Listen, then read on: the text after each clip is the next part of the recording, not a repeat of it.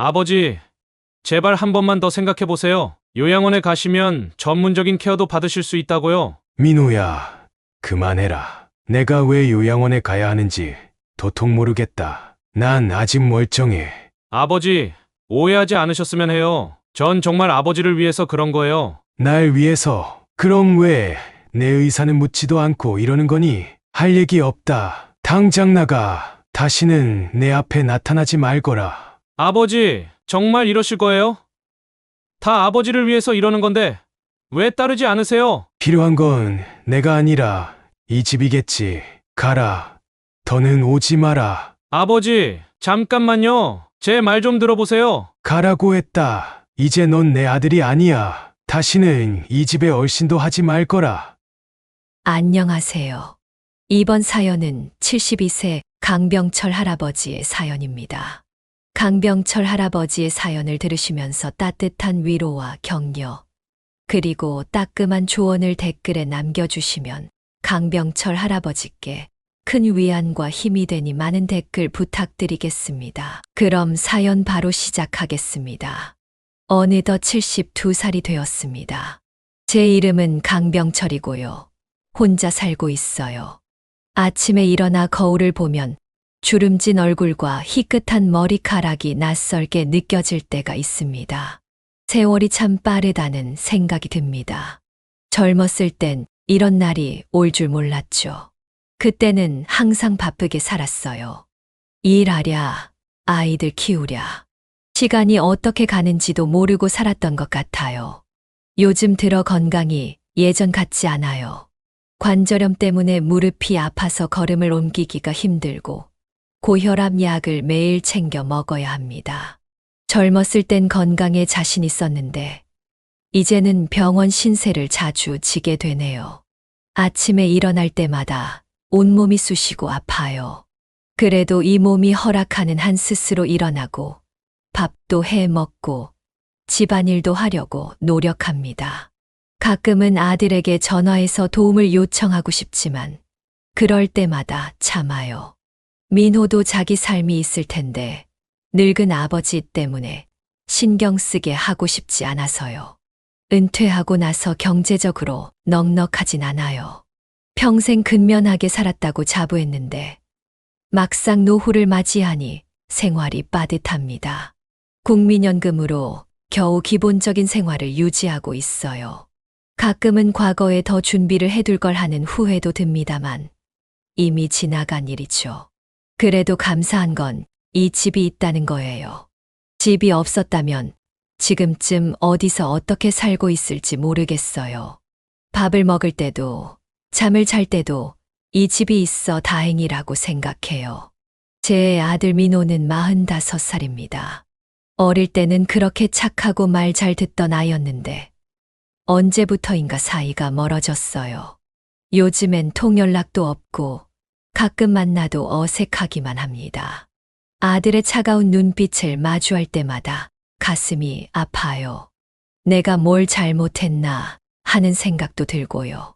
민호가 어렸을 때 회사 일 때문에 집에 늦게 들어오고 주말에도 일할 때가 많았어요. 그때 아들과 더 많은 시간을 보내지 못한 게 후회돼요. 아들이 사춘기 때 방황할 때도 제대로 챙겨주지 못했고요. 그래도 열심히 공부해서 좋은 대학 가고 취직했을 때는 얼마나 자랑스러웠는지 몰라요. 그런데 지금은 아들 얼굴 보기가 힘드네요. 이 집에 대한 애착이 참 큽니다. 30년 넘게 살아온 곳이에요. 힘들 때마다 이 집이 저를 지켜줬어요. 좁고 낡았지만 제겐 세상에서 가장 아늑한 공간입니다. 방 구석구석에 아내와의 추억이 서려 있어요. 부엌에서는 아내가 음식 만들던 모습이 떠오르고 거실에서는 아이들과 뒹굴며 놀던 기억이 나요. 마당의 나무 한 그루 한 그루에도 추억이 깃들어 있죠. 봄이면 아내와 함께 꽃을 심고 가을이면 낙엽을 쓸며 보냈던 시간들. 아내가 떠난 지도 벌써 5년이 넘었네요. 아내와 사별하고 나서 외로움이 저를 갉아먹는 것 같았어요. 평생을 함께 살던 사람이 갑자기 사라지니 세상이 텅 빈 것 같았죠. 처음엔 아내의 물건들을 그대로 두고 살았어요. 그러다 문득 아내가 돌아올 것 같은 착각에 빠지곤 했죠. 이제는 조금씩 정리했지만 아직도 밤에 혼자 있으면 아내 생각에 눈물이 나요. 함께 늙어갈 줄 알았는데 인생이란 게 참 허무하단 생각이 들 때가 많아요. 젊었을 땐 건설 현장에서 일했어요. 뜨거운 햇볕 아래서 추운 겨울에도 쉬지 않고 일했죠. 허리가 아파도 다리가 아파도 참았어요. 가족을 위해서였죠. 그 시절을 생각하면 지금도 가슴이 뭉클해요. 힘들었지만 보람 있었거든요.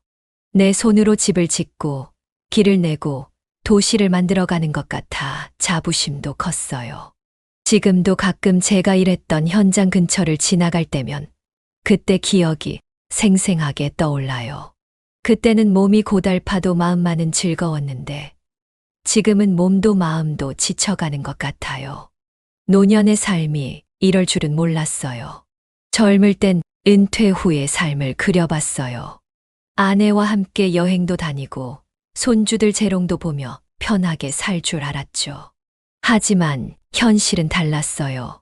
아내는 떠나고 아들과는 사이가 멀어졌어요. 손주들 얼굴 보기도 힘드네요. 꿈꾸던 노후와는 거리가 먼 삶을 살고 있어요. 가끔 TV에서 노부부가 손잡고 공원을 산책하는 모습을 보면 부럽기도 하고 서글프기도 해요. 나도 저렇게 살 수 있었을까 하는 생각이 들죠. 민호를 생각하면 한숨이 나옵니다. 어릴 때부터 똑똑하고 야무졌어요. 좋은 대학 나와서 큰 회사에 취직했죠. 그런데 언제부턴가 돈에 눈이 멀어 도박에 빠졌다더군요. 아들 목소리가 듣고 싶어 가끔 전화하면 바쁘다며 쌀쌀맞게 전화를 바로 끊어버리는 건 일도 아니에요. 내가 낳은 자식이 맞나 싶을 정도예요. 어쩌다 이렇게 됐을까?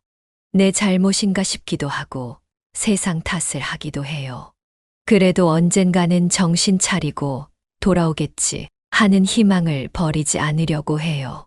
요즘 제 일상은 단조로워요. 아침에 일어나면 마당에 있는 작은 텃밭에 나가 상추도 따고 고추도 따요. 햇볕을 받으며 흙을 만지다 보면 마음이 편안해져요. 점심 먹고 나면 지팡이 짚고 동네에 한 바퀴 돌아요. 예전엔 이웃들과 정답게 이야기도 나누곤 했는데 요즘엔 다들 바쁜지 인사만 하고 지나가네요. 그래도 매일 걷는 게 건강에 좋다고 하니까 꾸준히 하려고 노력해요. 저녁이면 TV를 보며 시간을 보내요. 뉴스를 보면서 세상 돌아가는 걸 알려고 노력해요. 하지만 요즘 세상은 제겐 너무 빠르고 복잡해요. 이해하기 힘든 일들도 많고요. 그래도 뒤처지지 않으려고 애써요. 이렇게 하루하루 살아가고 있습니다. 외롭고 힘들 때도 있지만 그래도 감사한 마음으로 살려고 노력해요. 아직 내 힘으로 살아갈 수 있다는 것, 이 집이 있다는 것, 그리고 언젠가는 아들과 화해할 수 있을 거란 희망, 이런 것들이 제게는 큰 위안이 됩니다. 그러던 어느 날부터 아들이 저희 집에 자주 찾아오기 시작했어요. 평소엔 명절에도 얼굴 보기 힘들던 아들인데 말이죠. 처음엔 기뻤어요. 이제 아들이 나를 챙기려나 보다 하고 생각했거든요. 하지만 뭔가 이상했어요. 민호의 눈빛이 예전과 달랐어요. 뭔가 숨기는 듯한 그리고 조급해 보이는 그런 눈빛이었죠.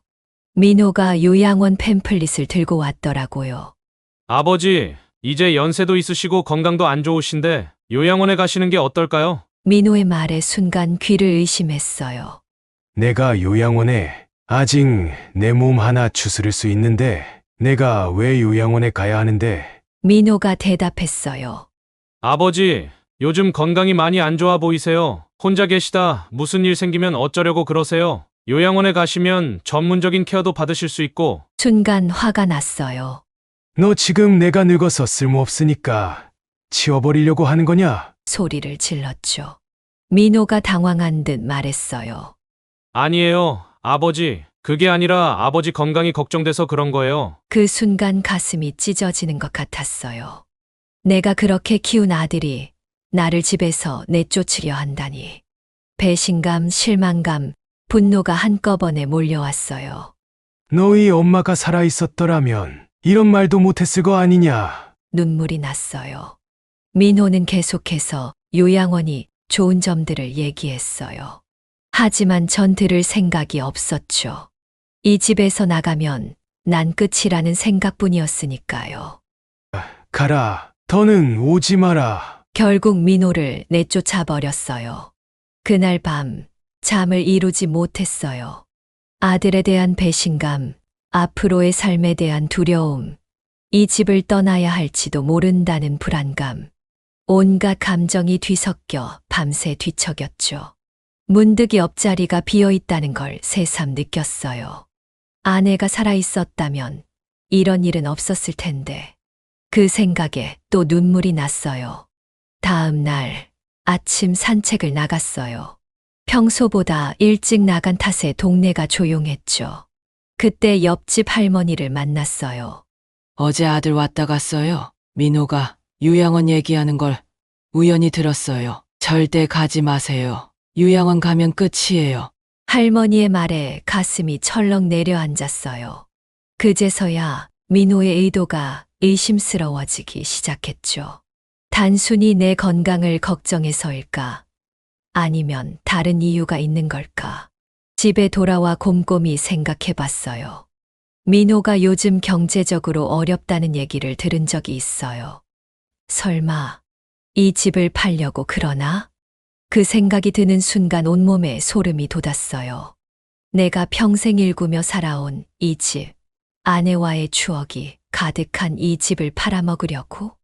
그날부터 잠도 제대로 못 잤어요. 밥도 잘 안 넘어갔고요. 민호의 의도를 확실히 알아야겠다고 마음먹었죠. 하지만 어떻게 해야 할지 막막했어요. 내가 뭘 할 수 있을까? 나이 든 아버지가 아들을 의심한다고 하면 누가 내 말을 믿어줄까? 며칠 뒤 민호가 다시 찾아왔어요.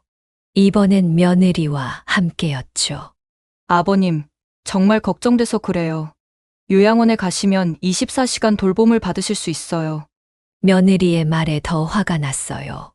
너희 둘 다 내 재산이 탐나서 이러는 거지. 소리를 질렀죠. 민호와 며느리는 당황한 듯 했어요. 아버지, 무슨 말씀을 그렇게 하세요? 그런 거 절대 아니에요. 하지만 전 들을 생각이 없었어요. 당장 나가. 다시는 오지 마. 문을 쾅 닫아버렸죠. 그 일이 있고 나서 동네 소문이 파다했어요. 어떤 이는 자식이 불효하네 라고 했고, 또 어떤 이는 요즘 세상에 부모 모시기가 쉽나 라고 했죠. 그 소문을 들을 때마다 가슴이 아팠어요. 내가 잘못 생각하고 있는 걸까? 민호의 진심을 오해한 걸까? 하지만 이웃들의 말을 들을수록 더 확신이 들었어요. 병철 씨, 절대 집에서 나가면 안 돼요. 요양원 가면 금방 무너진다고. 아들이 돈에 눈이 멀었나 봐요. 그 좋은 집을 팔아먹으려고 하다니. 이런 말들을 들을 때마다 마음을 다잡았죠. 그래. 난 끝까지 이 집을 지켜야 돼. 결심을 하고 나니 마음이 조금은 편해졌어요. 하지만 동시에 두려움도 커졌죠. 앞으로 어떻게 해야 할까? 민호가 다시 찾아오면 어떻게 해야 하지? 혹시 강제로 요양원에 보내려고 하면 어쩌지? 잠 못 이루는 밤이 계속됐어요. 그러던 어느 날 문득 깨달았죠. 나 혼자서는 안 돼. 도움이 필요해. 그래서 동네 이장님을 찾아갔어요. 내 상황을 설명하고 도움을 요청했죠. 이장님은 내 말을 진지하게 들어주셨어요. 걱정 마세요. 제가 지켜볼게요. 무슨 일 있으면 바로 알려주세요. 이장님의 말씀에 조금은 안심이 됐어요. 하지만 동시에 슬픔도 밀려왔죠. 내 아들을 경계하고 이웃의 도움을 받아 내 집을 지켜야 한다니. 이게 내 노후의 모습이라니. 그래도 포기할 순 없었어요. 이 집은 단순한 건물이 아니에요. 내 인생이고 추억이고 아내와의 약속이에요. 끝까지 지켜내고 말 거예요. 민호의 방문이 잦아지면서 저는 점점 불안해졌어요. 아들이 와도 반갑지가 않았죠. 매번 요양원 얘기를 꺼내니 말이에요. 아버지, 여기 좋은 데가 있어요. 한 번만 구경 가보시면 어떨까요? 민호의 말에 매번 화만 났어요. 내가 왜 요양원에 가야 하는데 아직 정신 멀쩡하고 밥도 혼자 잘 챙겨 먹는데 왜 자꾸 그러는 거야? 소리를 지르고 싶었지만 겨우 참았어요. 소리를 지르면 민호가 내가 정신없다고 생각할까봐 두려웠거든요. 그러던 어느 날 민호가 또 왔어요. 이번엔 뭔가 다른 게 있었죠. 민호의 눈빛이 더 날카로워 보였어요. 아버지, 이제 그만 고집 부리시고 요양원에 가셔야 해요. 아버지 혼자 계시는 게 너무 위험해요. 민호의 말에 가슴이 철렁 내려앉았어요. 이제는 강제로 보내려나 하는 생각이 들었죠. 그 순간 문득 깨달았어요. 이대로 가만히 있다간 정말 집에서 쫓겨날 수도 있겠다는 생각이 들었어요. 그날부터 계획을 세우기 시작했어요. 우선 이웃들에게 다시 도움을 요청했죠. 혹시 민호가 오는 걸 보시면 저한테 알려주세요. 옆집 김 할머니와 앞집 이장님께도 다시 한 번 더 부탁드렸어요. 두 분 다 흔쾌히 도와주겠다고 하셨죠.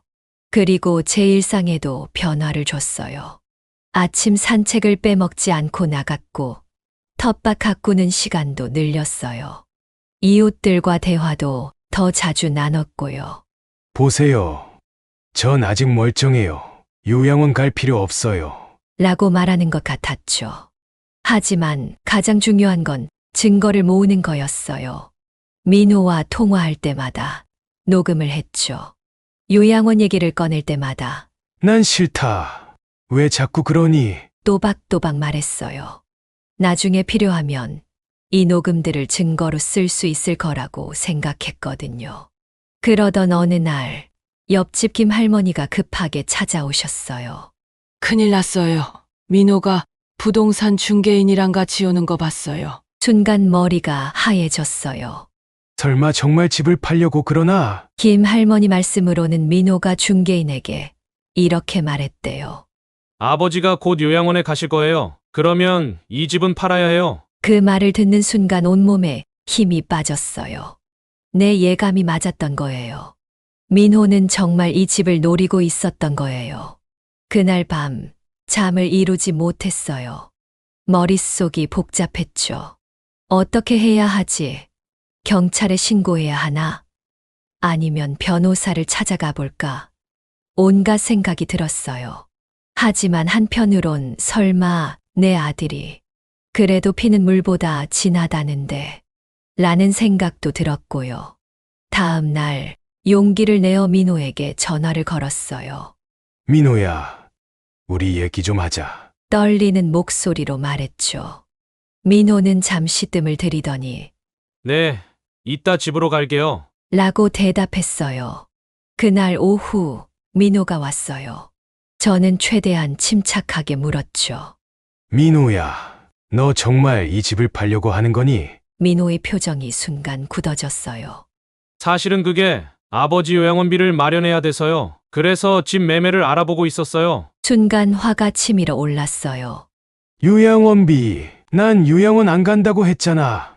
이 집은 내 전부야. 여기서 살다 죽을 거라고. 소리를 질렀죠. 민호도 지지 않고 소리쳤어요. 아버지, 이제 그만 고집 부리세요. 아버지 혼자 살기엔 너무 위험해요. 그렇게 한참을 싸웠어요. 결국 민호는 알겠어요. 아버지 마음대로 하세요. 라는 말을 남기고 쾅 문을 닫고 나갔죠. 하지만 전 알았어요. 이게 끝이 아니라는 걸요. 그 일이 있고 나서 동네 사람들의 시선이 달라졌어요.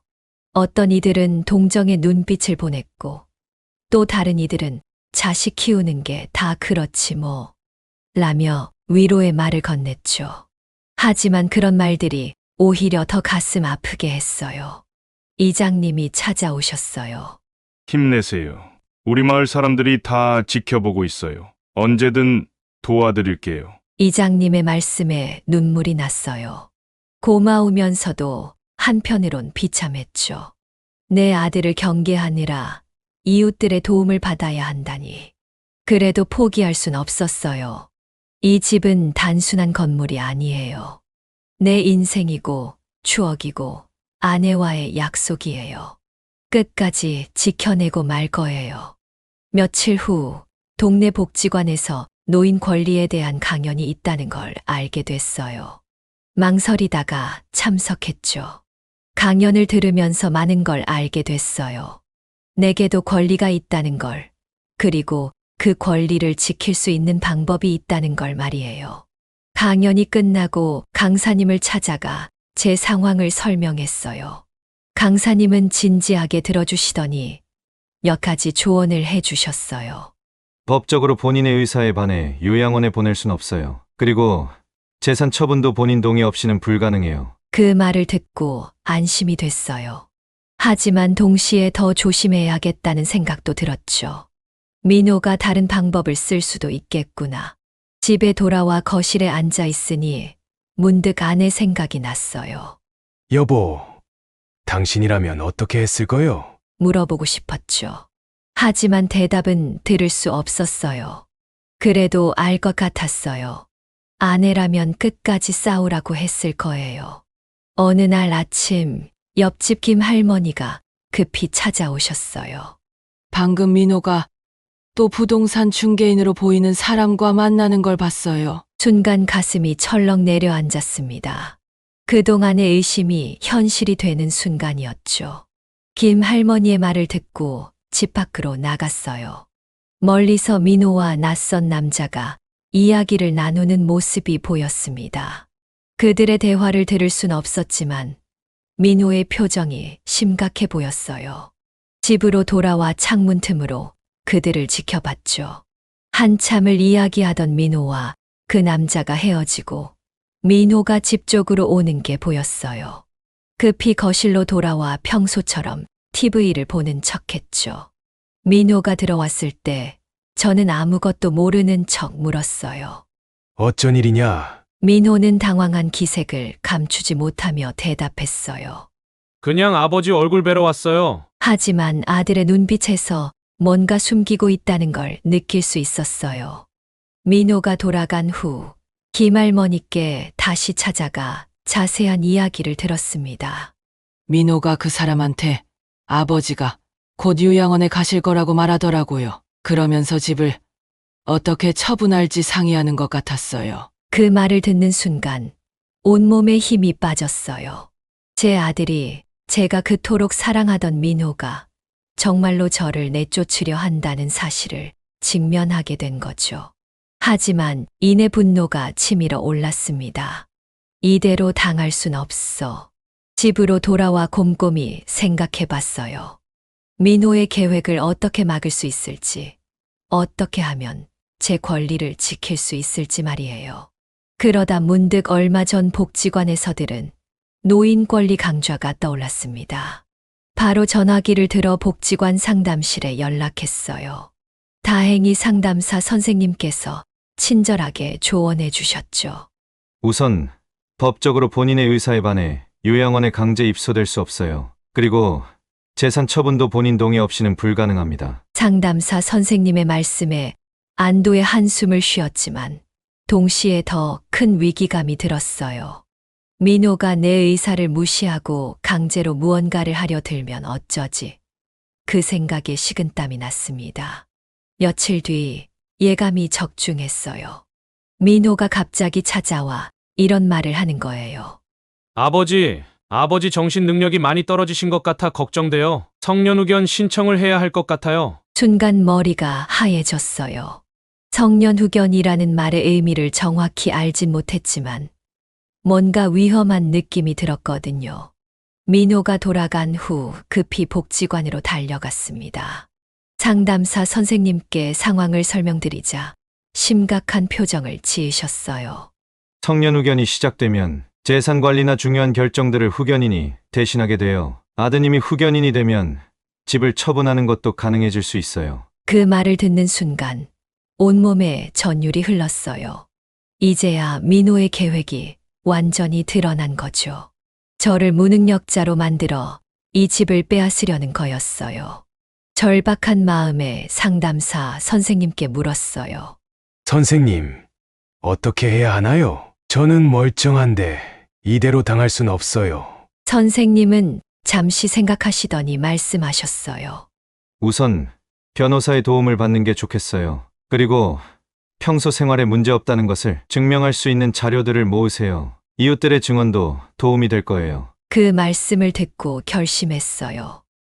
그래, 이대로 물러설 순 없어. 끝까지 싸워보자. 집에 돌아와 계획을 세우기 시작했습니다. 우선 믿을 만한 변호사를 찾아 상담을 받기로 했어요. 그리고 이웃들에게 도움을 요청하기로 했죠. 다음 날부터 본격적으로 움직였어요. 동네 이장님을 찾아가 상황을 설명드렸고 도움을 요청했죠. 이장님은 흔쾌히 도와주시겠다고 하셨어요. 김 할머니와 다른 이웃들도 제 편에 서주셨고요. 변호사를 만나 상담도 받았어요. 변호사 선생님은 제 상황을 주의 깊게 들으시더니 이렇게 말씀하셨죠. 아드님의 성년후견 신청을 막으려면 철저한 준비가 필요합니다.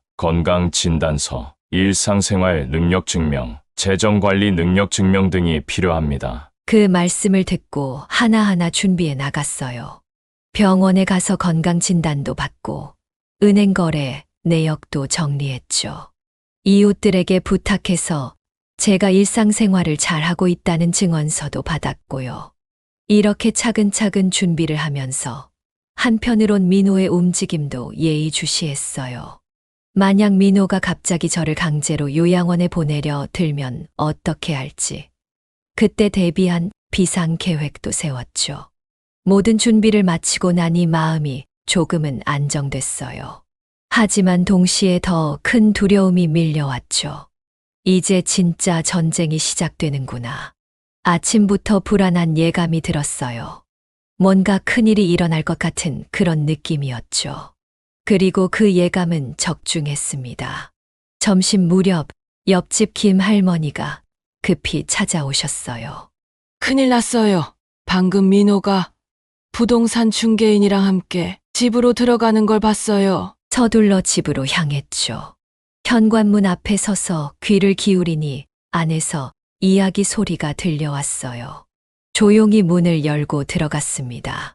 거실에는 민호와 낯선 남자가 앉아 있었어요. 탁자 위에는 서류들이 펼쳐져 있었고요. 둘 다 제가 들어오는 걸 눈치채지 못한 채 이야기를 나누고 있었죠. 이 정도면 충분할 것 같습니다. 아버님의 서명만 받으면 계약이 성립되니까요. 민호가 말했어요. 네, 알겠습니다. 제가 어떻게든 설득해보죠. 그 순간 제 발걸음 소리에 둘이 깜짝 놀라 돌아봤어요. 아버지, 언제 오셨어요? 민호의 얼굴이 창백해졌어요. 순간 화가 치밀어 올랐지만 애써 침착함을 유지했어요. 변호사님의 조언대로 증거를 확보해야 했거든요. 민호야, 이게 다 무슨 일이냐? 차분하게 물었죠. 민호가 당황한 듯 말을 더듬었어요. 아버지, 설명드릴게요. 설명할 것 없다. 다 봤다. 탁자 위에 서류를 집어들었어요. 역시나 집 매매 계약서였습니다. 민호와 부동산 중개인의 얼굴이 굳어졌어요.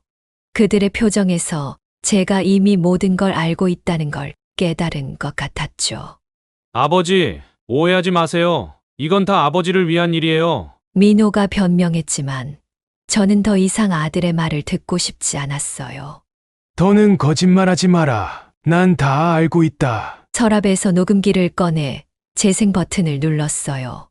네, 맞아요. 아버지를 요양원에 모시고 집을 팔 계획이에요. 아버지 재산으로 제 빚도 갚을 수 있고. 민호의 목소리가 녹음기에서 흘러나왔어요. 민호의 얼굴이 창백해졌어요. 부동산 중개인도 당황한 듯 자리에서 일어났죠. 이건 불법 녹음이에요. 증거로 쓸 수 없다고요. 민호가 소리쳤어요. 그때 제가 준비해온 서류 뭉치를 꺼냈어요. 이건 어떠니? 너가 도박으로 진 빚내역, 대출기로 내가 다 모아뒀다. 민호의 눈이 커졌어요. 완전히 덜미가 잡힌 표정이었죠. 아버지, 어떻게 이러실 수 있어요? 넌 내 아들이야. 하지만 동시에 날 배신한 사람이기도 해. 떨리는 목소리로 말했어요. 이제 선택해라. 내 말을 들을 거냐? 아니면 경찰에 신고당할 거냐? 민호가 망설이는 듯 했어요. 아들의 눈에 눈물이 고이는 게 보였죠. 무슨 말씀이세요? 아버지 아들인 저를 정말 신고할 거예요? 깊은 한숨을 내쉬고 말했어요. 당장 이 집에서 나가거라. 앞으로 이 집에 대해 일절 언급하지 마라. 그리고 요양원에도 절대 안 갈 거니 그렇게 알거라. 너의 빚은 너가 알아서 해결해. 다시는 내 앞에 나타나지 마라. 민호의 얼굴에 충격이 스쳤어요. 아버지, 그게 무슨 말씀이세요? 이게 내 마지막 통첩이다. 받아들이지 않으면 난 법적 조치를 취할 수밖에 없어. 민호는 한참을 망설이더니 고개를 끄덕였어요. 그렇게 우리의 대화는 끝이 났어요. 민호와 부동산 중개인이 집을 나서는 모습을 보며 가슴이 아팠지만 이게 최선이라고 생각했죠. 그들이 떠난 후 녹초가 되어 소파에 주저앉았어요. 눈물이 볼을 타고 흘러내렸죠. 여보, 내가 잘한 걸까요? 우리 아들을 이렇게 대해도 되는 걸까요? 대답은 들리지 않았지만 왠지 아내도 이해해 줄 것 같았어요. 민호와의 대립 이후 집은 썰렁해졌어요. 하지만 후회는 없었죠. 제 권리를 지켜냈다는 안도감이 컸거든요. 며칠 뒤 민호에게서 연락이 왔어요. 떨리는 목소리로 말하더군요. 아버지, 제가 정말 큰 잘못을 했습니다. 집 매매 계약 모두 철회했어요. 순간 가슴이 덜컥 내려앉았어요. 그동안의 긴장이 한꺼번에 풀리는 것 같았죠. 그래, 알았다. 짧게 대답했어요. 더 이상 할 말이 없었거든요. 민호의 말대로 집 매매 계약은 완전히 철회됐어요. 변호사를 통해 확인했죠. 이제 이 집은 온전히 제 것이 됐어요. 안도감과 동시에 씁쓸함도 느껴졌어요. 아들과의 관계가 이렇게 될 줄은 몰랐으니까요. 그 일이 있고 난 후 민호와의 관계는 완전히 단절됐어요. 더 이상 연락도 오지 않았고 저도 연락할 생각이 없었죠. 가슴 아픈 일이었지만 이게 최선이라고 생각했어요. 이제 혼자 살아가야 한다는 현실을 받아들이기 시작했어요. 처음엔 두렵고 외로웠지만 점차 적응해 갔죠. 변호사의 도움을 받아 법적인 보호 장치도 마련했어요. 이제 누구도 제 의사에 반해 이 집을 빼앗을 수 없게 됐죠. 그제서야 마음이 조금 놓였어요. 하지만 민호의 상황이 걱정되더라고요. 도박 빚은 어떻게 갚았을까? 혹시 더 큰 어려움에 처한 건 아닐까? 그런 생각이 들 때마다 마음이 아팠어요. 하지만 이제 아들의 인생은 아들의 몫이라고 생각하기로 했죠. 한편으로 제 건강 관리에도 신경 쓰기 시작했어요. 규칙적인 운동을 하고 식단도 개선했죠. 요양원에 가지 않고도 충분히 건강하게 살 수 있다는 걸 보여주고 싶었거든요. 동네에서 믿을 만한 요양보호사를 소개받아 일주일에 2번 정도 도움을 받기 시작했어요. 대청소나 힘든 일들을 도와주셨죠. 이렇게 하니 혼자 살아가는 것도 그리 어렵지 않다는 걸 깨달았어요.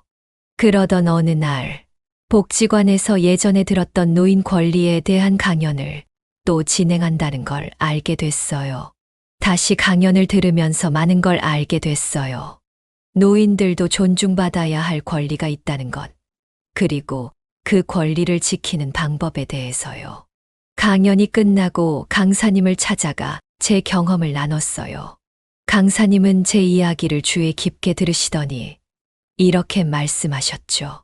어르신의 경험이 다른 노인분들에게 큰 도움이 될 것 같아요. 함께 노인관리 보호 활동에 참여해 보시는 게 어떨까요? 처음엔 망설였지만 이내 용기를 냈어요. 그래, 내 경험으로 다른 사람들을 도울 수 있다면 의미 있는 일이겠지. 그렇게 저는 노인 권리 보호 활동에 참여하게 됐어요. 다른 노인분들의 상담도 듣고 법률 지원이 필요한 분들을 돕는 일을 했죠. 이 활동을 하면서 제 삶에 새로운 의미가 생겼어요. 시간이 흐르면서 동네에서 제 역할이 커져갔어요. 이제는 노인들의 고민을 들어주고 조언해주는 마을 어르신이 됐죠. 힘들 때도 있었지만 누군가에게 도움이 된다는 사실이 저를 행복하게 만들었어요. 그렇게 3년이란 시간이 흘렀네요. 그동안 많은 것이 변했어요. 하지만 변하지 않은 것도 있죠. 바로 이 집에 대한 제 사랑이에요. 매일 아침 일어나면 마당을 한 바퀴 돌아요. 아내와 함께 심었던 나무들이 더 크고 울창해졌어요. 이 집에서의 추억들이 떠오르면 가슴이 뭉클해지죠. 민호와는 여전히 연락이 없어요. 가끔 아들 소식이 궁금하지만 이제는 그리 아프지 않아요. 우리 각자의 삶이 있다는 걸 받아들였거든요. 이제 저는 알아요. 진정한 행복은 내 삶의 주인이 되는 것이라는 걸요. 나이가 들어도 혼자가 되어도 우리는 언제나 새로운 시작을 할 수 있다는 것을요. 그리고 무엇보다 이 집은 단순한 건물이 아니라 제 인생 그 자체라는 걸요. 이 집을 지키면서 저 자신도 지켜냈다는 걸 이제야 깨달았습니다.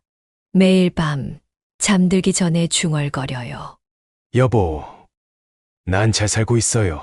우리 집도 잘 지키고 있고요. 걱정 마세요. 이게 바로 제가 깨달은 인생의 진리입니다. 그리고 앞으로도 이 진리를 간직한 채 당당하게 살아갈 겁니다. 여기까지 강병철 할아버지의 사연이었습니다. 여러분은 어떻게 들으셨나요? 우리는 긴 세월 동안 자식들을 위해 모든 것을 바쳐왔습니다. 하지만 때로는 그 사랑이 서로를 아프게 할 수도 있다는 걸 이 사연을 통해 깨달았습니다.